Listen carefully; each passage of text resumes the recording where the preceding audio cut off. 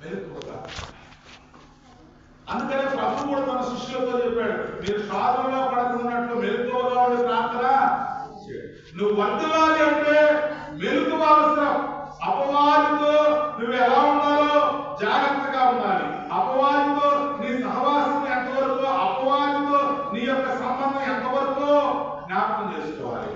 ఏమిటంటే అపవాదితో నువ్వు బ్రేకప్ అయితే తప్ప నువ్వు బ్యాకప్ కాదు. అప్పుడప్పుడు బ్రేకప్ అని అంటారు. ఆ బ్రేకప్, ఈ బ్రేకప్ ఎక్కడ బ్రేకప్ అవ్వాలి? సాతాను దగ్గర బ్రేకప్. సాతాను హాయ్ చెప్తుందా బ్రేకప్ చెప్తుందా? బ్రేకప్ కావాలి, మెలకువగా ఉండాలంటే కుదిరే పని. కనుక నీవు నేను వర్తిల్లడానికి దేవుల్లో మనము మెలకువ కలిగి ఉండాలి. ఎప్పుడు దినదినం అనుక్షణం పాపంతో మన పోరాటం. ఎప్పుడు మన జీవితాన్ని మనం పరిశీలన చేసుకుంటూ ఏ శోధన వచ్చినా దాన్ని గుర్తించి ఆ శోధనను జయించడానికి మనం సిద్ధ మనసు కలిగి. అలాగే పేదల మొదటి యోహాను పత్రిక 3వ అధ్యాయం 3వ వచనం, మొదటి యోహాను పత్రిక 3వ అధ్యాయం 3వ వచనం.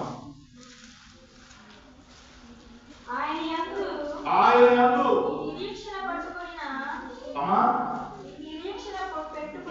ఈ నిరీక్షణ పెట్టుకొనిన ప్రతి వాడును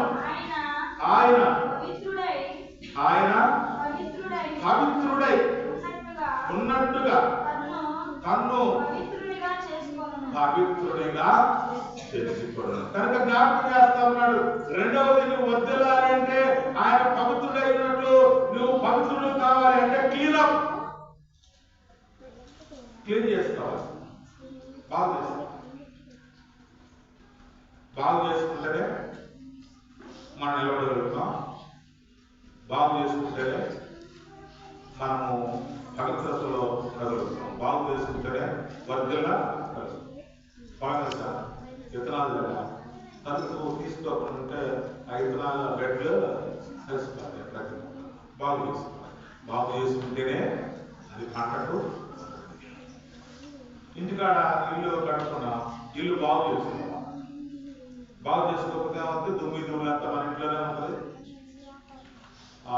రాంపా రొప్పులని మనకే. కనుక క్లీనర్ ఇక్కడ జ్ఞాపకం చేస్తా ఉన్నాడు, నేను పవిత్రులను ప్రభు యోగులన్నమాట. కనుక మీరు పవిత్రులైనట్లుగా పవిత్రపరచుకోనండి. కనుక యేసు రక్తము ప్రతి పాపము నుండి మనం పవిత్రులుగా చేయాలి. కనుక ప్రభు యొక్క రక్తం మీద మనం ఆధార. మూడో విషయాన్ని జ్ఞాపకం చేస్తుంటే ప్రియా దేవుని బిడ్డలారా, మనం వర్ధిల్లడానికి ఇక్కడ చెప్తున్నాడు. రోమీయులకు రాసిన పత్రిక 13వ అధ్యాయం 14వ వచనంలోనే మరొకసారి మనం చూస్తే ఈ యొక్క 14వ వచనంలో ఏమున్నది అంటే, తుదకు మెట్టుకు ప్రభువైన యేసుక్రీస్తు ధరించుకున్న వారమై శరీరేచ్ఛను నెరవేర్చుకొనుటకు శరీర విషయమై ఆలోచన చేసుకున్నప్పుడు ఇక్కడ జ్ఞాపకం చేస్తా ఉన్నాడు. యేసుక్రీస్తును, ప్రభువైన యేసుక్రీస్తును ధరించుకోవాలి. ప్రభువైన యేసుక్రీస్తును ధరించుకోవాలి. ధరించుకుంటే నీవు గ్రో పెరుగుతావు. నువ్వు పెరగాలంటే ఏం చేయాలి? మంచి ఆహారం ఇస్తావు. పిల్లలకు పౌష్టికయుక్త పాల ప్యాకెట్లు, సిరిలాక్లు, మంచి మంచి ఆహారం ఇస్తాం. ఎందుకంటే ఆహారం ద్వారా వాడు పెరుగుతాడు.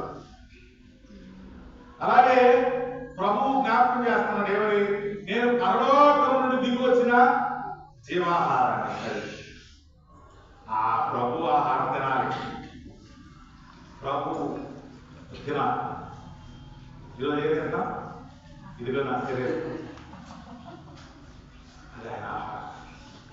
ఈ ఆహారాన్ని నీవు తినగలిగితే, ఈ భోజన భక్తిలో ఉండగలిగితే ఏమవుతావు? నువ్వు అభివృద్ధి చెందగలుగుతావు, నువ్వు వర్ధిల్లుతావు. ఈ ఆహారం తినాలంటే ఎట్లా తింటావు?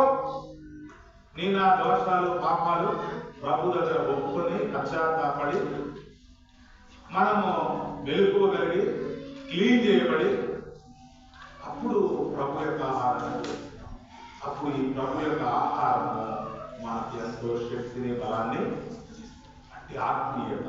అందుకనే కట్టబడి ఉన్నటువంటి ఆ గాడిదలను ఏం చేశాడు? ఈరోజు మన సువార్త పాఠంలో వాటిని విప్పుకొని రండి, ఒకవేళ ఎవరైనా అడిగితే ఎవరైనా ఏం చెప్పమంటారు? చదివారు సువార్త. ఎవడైనాను మీతో ఏమైనా అడిగిన అవి ప్రభువునకు కావలసి ఉన్నవని చెప్పవలను. కానీ జ్ఞాపకం చేస్తారు, నీవు నేను కట్టబడి ఉన్న దేవుడికి ఇష్టం కాదు, కానీ ఆ కట్ల నుండి విడిపింపబడి నీవు నేను ప్రభువు కావాలి. కనుక ప్రభువుకి పనికొచ్చే పాత్రలుగా ఉంది. ప్రభువులో మనం వర్తిల్లినట్టు మన కట్లన్నీ దేవుడు విప్పి మనము ఆయన సన్నిధిలో మెలుకోవాలి.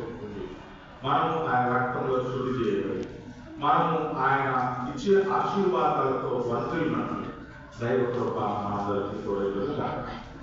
సమస్త జ్ఞానం ఇచ్చిన దేవుని సమాధానం యేసు క్రీస్తు వలన